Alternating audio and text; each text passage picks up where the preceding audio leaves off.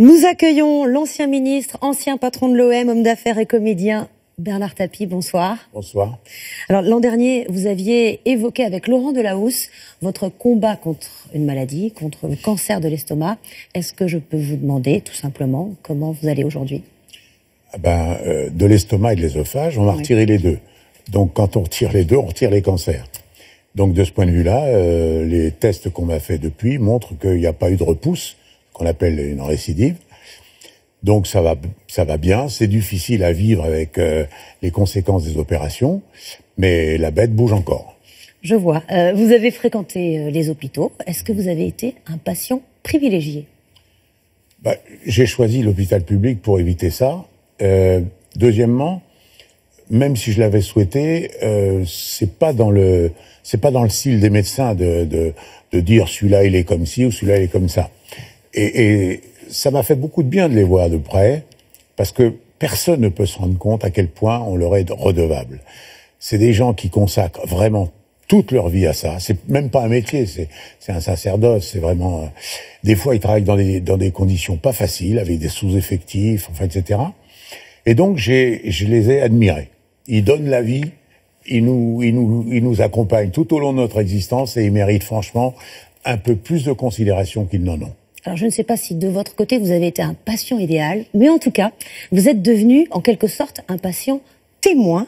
On vous a demandé d'être le parrain de la nouvelle promotion de la faculté de médecine de Nice. Vous étiez invité la semaine dernière de leur séance inaugurale, en qualité donc de patient. C'était votre qualité. Ils m'ont mis parrain d'honneur. C'est important Oui, c'est vrai. Ce dialogue, il a un peu manqué parfois. Non, parce qu'avec moi, il y avait un dialogue éventuel, mais pas plus qu'avec les autres sur la maladie. La médecine, c'est beaucoup scientifisé, si j'ose dire. Et donc le côté je t'examine passe un peu à la trappe au profit des analyses, des coupés, des radios, des scanners, des examens, etc. Et ça manque beaucoup parce que on a besoin que le médecin nous raconte, non pas ce qu'on a forcément, mais ne serait-ce que pour nous motiver, pour nous dire, voilà, c'est un combat. À partir d'aujourd'hui, c'est vous ou lui qui gagne. Les statistiques, on s'en fout, chaque homme et chaque femme est différente. Il n'y a donc pas un cancer qui tue 80% des gens et un autre qui tue 50%.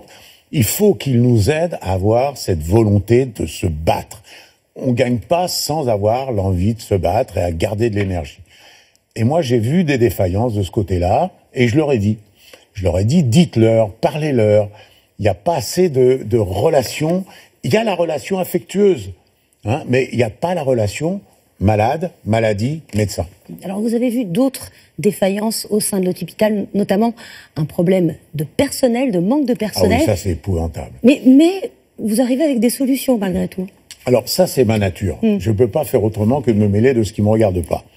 Et quand on voit 4 heures d'attente moyenne dans les services d'urgence, ou quand on voit, moi j'étais dans un des étages, une infirmière ou un aide-soignant qui soit là pour toute la nuit pour 5 étages, ça laisse supposer que quand vous appuyez sur la sonnette parce que vous avez une détresse ou une peur ou une envie de faire quelque chose, ça répond pas toujours. Ça, c'est pas possible.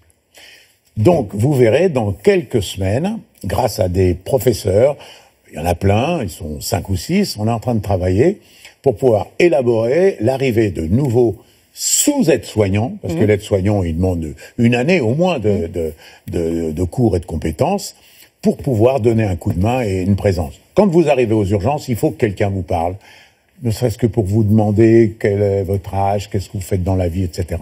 Mais comment on les paiera ? Si vous prenez un chômeur qui est payé pour être chômeur, qui perd le sens de sa responsabilité, qui perd le sens de l'utilité, c'est dramatique. Un jeune qui est au chômage, il a le sentiment d'être inutile. Là, il va être utile. On va lui donner le goût d'être utile. Puis pourquoi pas le goût d'une passion nouvelle. Rendre service aux gens, donner la vie, il n'y a rien de plus beau. Et ça va être concret, là, votre projet, vous êtes en train de... Dans moins de 2 mois, vous verrez. Alors, il y a un deuxième problème qui vous a frappé, c'est la pénurie de médicaments, qui est de plus en plus fréquente. C'est pire que ça. C'est incompréhensible. 90% de nos médicaments viennent ou de Chine ou d'Inde. Est-ce que nos responsables sont conscients de ça ? Parce que s'il y a des fois, effectivement, des médicaments qui sont en pénurie. Pourquoi ? Vous prenez une molécule, ils la vendent de Chine, alors de 1 à 1000.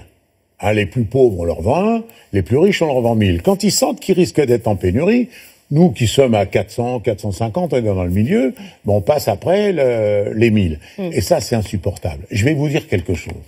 On est maintenant un des derniers pays qui, dans le cadre d'une médecine qu'on appelle solidaire, les médecins vous prescrivent pour tous les malades, quel que soit son niveau dans la société, le produit le plus efficace pour vous guérir. Je vous signale que on est à des injections de l'ordre de 5-6 000 euros par quinzaine. Donc, cette situation-là, elle va pas durer, car les produits qui arrivent sur les marchés futurs vont exploser. On va avoir des molécules et on n'aura pas les moyens. Alors, le Sénat, lui, parce qu'il y a eu un rapport du Sénat sur ce sujet, préconise une fabrication publique en France. C'est possible, ça? Alors, d'abord, il ne faut pas une fabrication publique parce qu'on n'y arrivera jamais, mais il faut simplement que les plus riches de France, et j'en connais beaucoup, acceptent d'aider en faisant un vrai laboratoire qui prendra ne serait-ce que toutes les molécules qui sont passées dans le domaine public pour les faire à prix coûtant. Mais c'est qui les plus riches de France? C'est les labos? Arnaud, Bolloré, Xavier Niel, etc. Et vous leur en avez parlé? Pas encore. Ouais. Maintenant que vous m'obligez de le faire, je vais le faire. Mais c'est vrai, ça ne demande pas des 1000 et des 100, et ça permettra d'éviter d'avoir notre sort et notre santé entre les mains des Chinois qui, de temps en temps, nous vendent des médicaments que quand ils en ont envie. Alors, l'appel est lancé. Vous avez évoqué il y a un instant le travail des infirmières dans les hôpitaux. Elles sont souvent associées aux gilets jaunes en ce moment. Est-ce que vous pouvez nous dire un mot sur ce que vous inspire ce mouvement? Qu'est-ce que ça m'inspire? Vous savez, les luttes contre les inégalités, je peux vous dire que mon parcours me permet d'en parler. Je les ai connus, et contrairement à ce qu'on peut croire, je les connais encore. Car dans la société française, même si vous y arrivez, vous êtes toute votre vie ce que vous étiez quand vous êtes né. Donc vous pouvez être riche, mais vous restez quand même dans le bas de la cordée, pour reprendre un mot à la mode.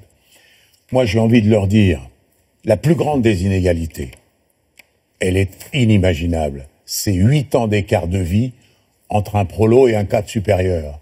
Donc, elles sont fortes, il faut se battre pour elles, mais je prie le bon Dieu que ça se fasse, allez, disons, uniquement dans le bon ordre. Ils gueulent, ils ont raison. Ils bloquent, ils ont raison. Ils font manifester, ils ont raison. Mais de grâce, qu'il n'y ait pas d'incident, qu'il n'y ait pas de mort, ça ternirait complètement leur action qui est formidable. Merci beaucoup, Bernard Tapie, d'être venu sur notre plateau, et on suivra vos projets. C'est la fin de ce journal. Dans moins de 2 mois. Dans moins de 2 mois. Merci de nous avoir suivis.